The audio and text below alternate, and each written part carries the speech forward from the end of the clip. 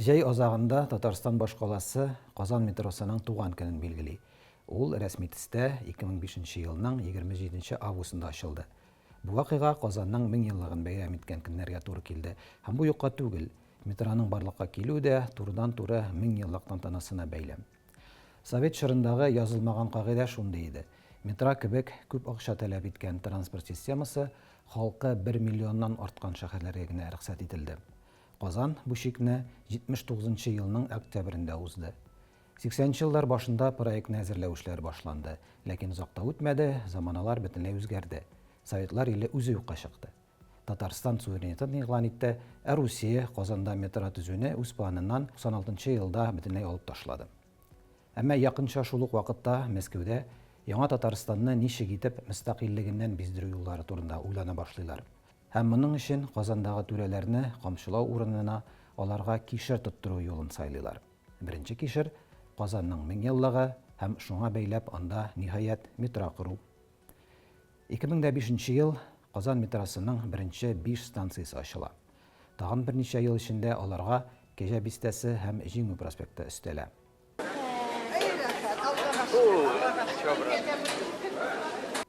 Яңа станциялар ачу мөмкинлеге 2013 елда Казанда универсиада уеннарын үткәрү алдыннан туа.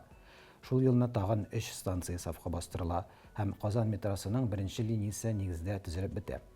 2018дә аңа Имәнлек станциясе өстәлә. Казан метросы уникаль бер транспорт системасы. Ул Советлар берлеге таркалганнан соң Русиядә төзелгән беренче һәм әлегә бердән-бер метро системасы.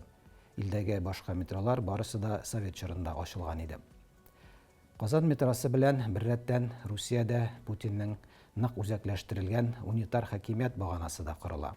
Татарстан үзенең мөстәкыйльлек казанышларын һәм символларын югалта бара һәм нәтиҗәдә суверенитетны төрле алдау кишерләренә алмашу сәясәтенең дә кирәге калмый. Моның мисалы, соңгы 10 ел эчендә Русиядә 86 метро станциясе ачылды. Шуларның 75-е Мәскәүдә, 8-е Петербургда, берәр станция Казан, Нижгар һәм Новосибирскида. Шушы елның азагында Мәскәүдә тагын 5 станция ачарга җыеналар. Казан метросын төзү рәсмән туктатылмады. 2027 елга аның икенче линиясын сафка кертү планлаштырылган. Әмма Путин башлаган сугышның бар илдә тирән икътисади кризиска китерүе бу планнарның да чынга ашуын кичектерә ала. Монысы инде киләчәк тарихы. Азатлыктан аерылмагыз.